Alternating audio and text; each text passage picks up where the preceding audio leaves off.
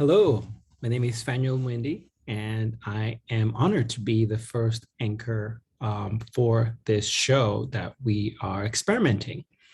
And so what this is an attempt to bring together all the different news items and events and also uh, funding opportunities that have come up. And so we want to create this show to chat with some of those people that are involved, to share some of the updates and pose questions.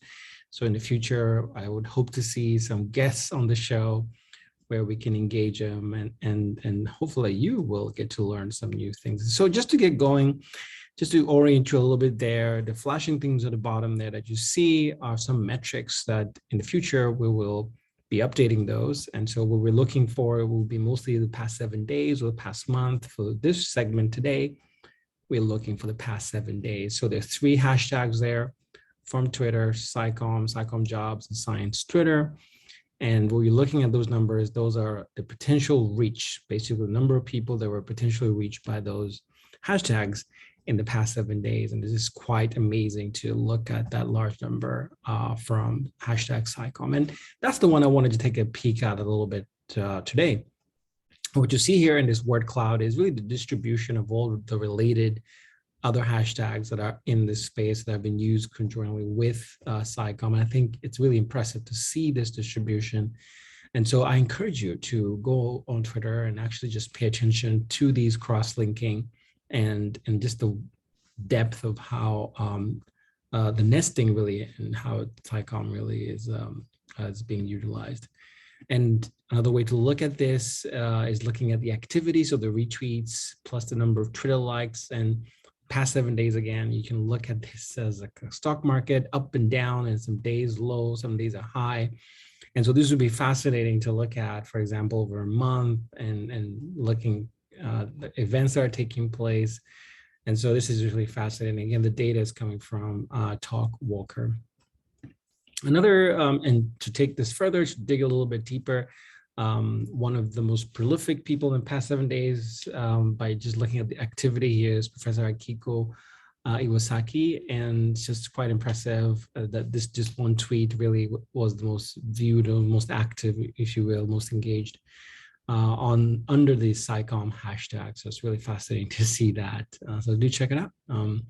Another opportunity does actually come up. You may have missed this during the week. Lifology hosted a webinar event titled "Why Doesn't Evidence Change People's Minds?"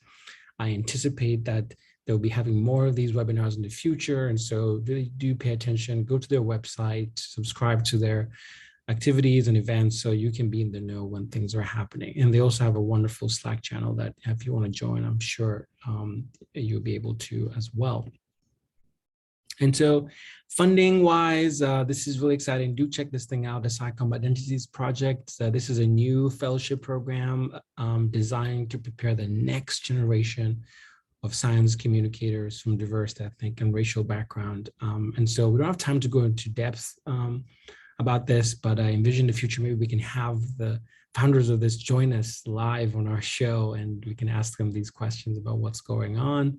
Their website is there, cycomadentities.org. It looks really promising and excited to see how it develops over time. Another one, shameless plug that I have, is the SAF Fellows program that is actually accepting applications right now that are due very shortly, in fact, in this week. And so if you're watching this, go to our website, take a look there. It's a very simple application and you get some seed funding to launch your idea. And so we help you get it out in the world.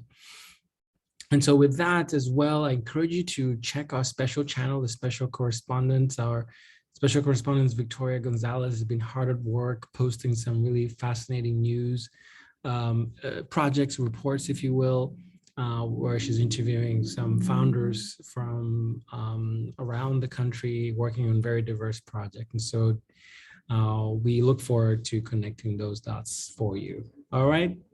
And with that, that was your debrief. And I hope that you will join us on the next anchor. Thank you for stopping by.